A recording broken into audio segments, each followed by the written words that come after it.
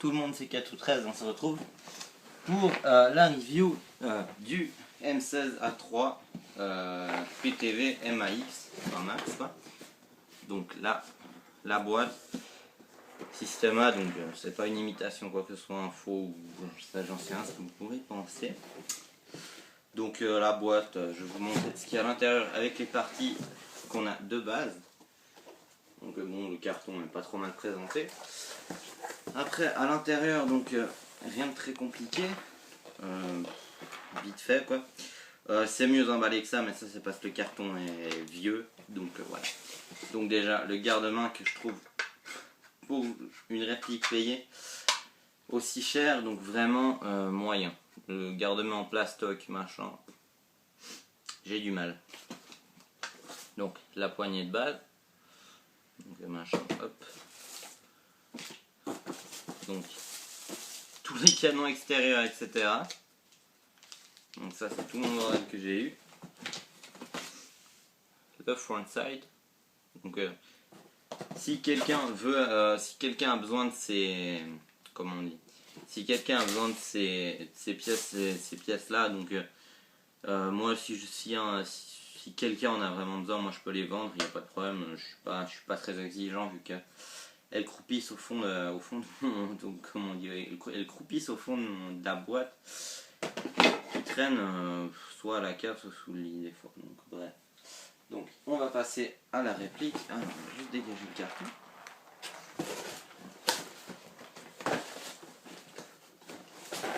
C'est pas facile tout ça. Donc, hop. Donc la réplique en elle-même de base fait 4 kg et des poussières, donc comme la vraie. Donc moi j'y ai rajouté plusieurs choses. Déjà une poignée sniper, donc vraiment agréable parce que quand vous avez une réplique aussi lourde que celle-là, sérieusement c'est vraiment pas agréable parce que c'est assez c'est vraiment lourd, donc à la longue vraiment la main elle prend assez cher, donc voilà, si ce n'est les gants qui prennent assez cher. Sinon le chargeur a pratiquement aucun jeu, mais ça c'est le petit jeu qu'il y a, c'est sur tous les M4, donc même les vrais ont un petit jeu comme ça, mais c'est presque rien, c'est pas gênant. Donc derrière la connectique batterie, hop, la connectique batterie, donc avec le MOSFET intégré de base. Youp. Donc là j'ai pas de batterie chargée, etc. Donc, les tests de tir ce sera pour une autre fois, mais je peux vous dire qu'on a une sacrée portée avec celui-là. Donc je précise, j'ai aussi changé le canon interne qui là-dessus est un PDI 601 PDI Japan. Donc les mags, ah, merde, ils sont pas vides. Donc vraiment très spéciaux, c'est pas du tout les mêmes que ceux qu'on a l'habitude de voir. Je sais pas si vous voyez quelque chose. Bref, donc là je vais laisser la mise au point. Ici donc les lèvres du chargeur sont assez bizarres. Chaque chargeur pèse 325 grammes comme un vrai en fait finalement. Je vais dire franchement ils sont magnifiques, ils sont vraiment haut cote RS, donc ils valent 100 000 chargeurs comme on a sur les AVG normaux. Donc là mon iPhone que j'utilise comme caméra donne un effet rouillé à ces chargeurs, mais ils le sont pas. C'est comme sur les M16, on a l'impression à certains moments de la rouille, mais non. Donc sinon extérieurement, ce qui a le plus changé c'est donc donc là déjà le silencieux qui est vachement grand, mais qui cache quand même un, voilà. Donc bon, juste là il y a un petit peu de corrosion sur le pas de vis, mais ça c'est pas extrêmement grave. Le canon s'arrête ici, donc 509 mm pour le canon interne. Donc je suis arrivé à 150 mètres, à tirer à 150 mètres avec cette réplique. Donc vraiment, sérieusement, vraiment un très bon investissement. Côté prix justement, hop, je vais juste, là, 2 minutes. Côté prix, on est là-dessus autour des 1800 des poussières, 1800 € des poussières sans compter les changements. Donc moi je l'ai acheté d'occasion, hein. Je vais pas vous mentir, j'ai acheté d'occasion. parce que je suis pas riche, puis j'avais envie d'avoir d'autres répliques que seulement un M16, mais sérieusement, je trouve celle-là, c'est vraiment, c'est pas celle avec laquelle je joue le plus, mais vraiment, c'est un investissement qui en vaut la peine. Donc, la particularité du PTV, c'est on a une pin là, donc hop, donc ça sort ici, donc mais ça il ne peut pas s'enlever, donc hop, un coup qui ne peut pas s'enlever. Voilà. Là, on a les dents, donc tout l'intérieur est renforcé de base, donc ça bouge pas.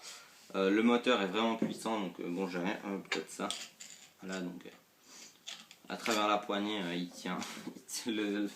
Là, c'est un tournevis à la con, donc le moteur est vraiment puissant. Les moteurs sont vraiment puissants. Le faire tourner à la main, c'est vraiment hardcore. Donc, ce que je disais, donc le garde-main, j'ai oublié le nom. Sinon, le canon externe, c'est un Varanas type SPR, donc en acier. Donc vraiment résistant. Il existe 5 cylindres comme comme celui-ci, différents. Donc un Silver, donc M165, tape à 3 joules, si je dis pas de bêtises. Sinon, il y a le M150, donc celui-ci qui tape à 2,5. Après, il y a le M130, donc le jaune qui tape à 1,7. Le M110, le bleu, à 1,4, si je dis pas de bêtises. Et le M90, donc il doit taper aux alentours de 1 joule, 1 joule 1. Donc c'est largement suffisant, donc 350 fps. C'est 345 fps, c'est largement suffisant pour ceux qui jouent en CQB. Moi c'est pas mon cas, je joue en forêt, donc j'ai besoin de portée beaucoup plus grande. Je joue en Suisse, là où les puissances sont autorisées, vraiment on n'a pas spécialement de limite. Bon, on va pas laisser un mec jouer avec un fusil automatique à 58 joules quoi, mais bon, là ça va, 2,5. Ça pique, ça fait mal, mais bon, sans plus. Donc, moi, je joue tout. Donc, les modes. Hop. Donc, safe. Je sais pas si on voit quelque chose. Safe, semi, burst. Donc, le burst, c'est 3 billes qui partent d'un seul coup. Donc, hop. Donc, semi, safe, semi, burst. Burst, c'est les 3 billes, donc on appuie. Semi, donc c'est hop. Donc vraiment la réactivité est énorme. Au moment où vous avez le doigt sur les gâchettes, le coup part. Donc c'est une réactivité juste énorme. C'est pour ça que ça vaut si cher. Surtout, donc pile interne qui peut supporter justement les 2,5 joules sans aucun problème. Cette réplique a 2 ans, elle a toujours tiré en 2,5. Elle a eu des problèmes, oui, ça c'est vrai, j'en ai eu un il n'y a pas longtemps, donc le moteur était HS. Ce qui peut se comprendre parce que tous les temps de tir on doit le changer, parce que bon, si vous prenez un M90 vous n'aurez pas de problème avec le moteur, vous pouvez y aller tranquillement. En M150 c'est autre chose, mais bon ça va, c'est pas énorme, ça arrive peut-être même pas une fois par année, donc finalement ça va. Si on doit changer un moteur une fois par année, on n'en mourra pas. Donc hop, moi je vais juste encore vous montrer donc la réplique ouverte en deux, donc tout l'interne est renforcé de base, donc là vraiment l'interne est complètement de base, sauf hop. Donc on a très facilement accès au canon, donc ça c'est le canon PDI Japan, hop. Vous voyez pas grand chose, mais bon bref, moi je vous le dis, c'est un PDI 601 Japan. Donc là moi je suis complètement en train de maltraiter ma réplique vu comment elle est posée. Et hop, voilà. Donc hop système 1, vraiment très très bon. Faut peut-être que je pense à le changer parce que ça fait longtemps qu'il est ce qu'il est, donc peut-être à le changer. On verra ça dans les prochaines semaines qui viennent. Enfin, prochaine partie que je vais faire. Donc voilà. Je pense pas que la prochaine je vais jouer avec celle-ci. Donc voilà. On verra bien, peut-être pas. Donc je précise, les batteries c'est soit du 11.1 c'est soit de la lipo 11.1, pas en dessous de 20C, donc c'est conséquent, mais bon, ça tient, donc le problème, c'est pas un problème. Donc les connectiques, c'est des tamis à large. C'est pas, enfin, moi je dirais faut les changer par des DINS là, donc enfin, bah, après faut voir si ça vous va comme ça. Moi pour le moment ça me va comme ça parce que j'ai pas de fer à souder et ouais c'est moche tout ça.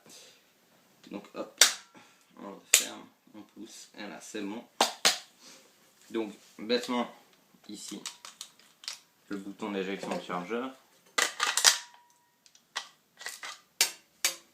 Moi je vais tomber des billes par là, ça va le faire moyen. Donc vraiment la réactivité, donc on n'entendra pas le bruit, mais c'est réellement ça. Donc au moment où vous posez le doigt limite sur la gâchette, c'est armé. Donc sinon, hop, voilà, je vais faire un... Donc vous n'avez pas tiré, vous mettez le mag, vous avez le bolt release ici, vous tapez un coup dessus, vous pouvez tirer tranquillement. Vous appuyez pas dessus, vous le laissez comme ça, ça tirera pas. Le chargeur est vide, ça tirera pas, ça va s'arrêter de tirer. C'est un peu comme les derniers nez de chez Marui. Et les GBB plus habituels. Donc voilà. Sinon, le silencieux, vachement grand, vachement gros. On peut faire. Enfin voilà, c'est pas. C'est à prendre en compte. Il fait quand même son poids, il doit faire dans les 100-120 grammes pour un silencieux, c'est vachement lourd. Donc je vous annonce aussi dans cette vidéo que bientôt j'ai commandé donc chez WGC mon AK74S de chez LCT. Donc je n'ai eu des bons échos dessus, donc on verra bien ça en sortie de boîte. Donc c'est plutôt pour les distances très réduites, sachant qu'elle va taper à 310 fps, donc c'est vraiment bas. Il y a des chances que je rajoute un ressort un tout petit peu plus puissant.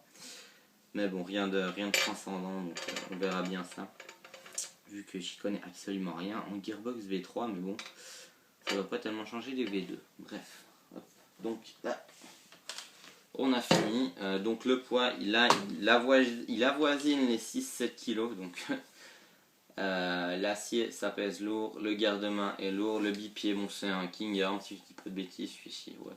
Donc c'est celui que j'utilise. Les viseurs, je le laisse pas comme ça, donc de base, il est vendu avec son carry handle, donc que j'ai enlevé parce que soit je mets une lunette, ce qui m'arrive vraiment pas, j'utilise cette réplique comme sniper, donc je lâche vraiment presque jamais de rafale, non jamais, je tire seulement en semi, donc vraiment la rafale, si vous voulez pas bousiller votre moteur, moi je vous le déconseille. Donc semi ça va très bien.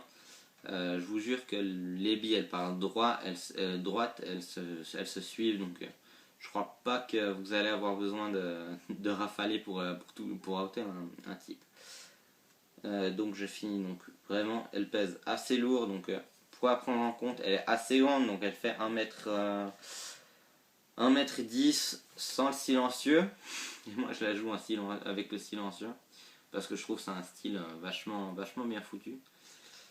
Donc après, moi je suis plutôt à jouer le style que le fait que ce soit pratique. Après, ça dépend des parties. Bref, ça c'est comme tout le monde. Après, moi je dis le style avant tout, parce que l'airsoft c'est avant tout le style. Hop. Hop. Donc, je finis par vous dire ciao ciao. Et à une prochaine vidéo, sûrement sur le AK LCT.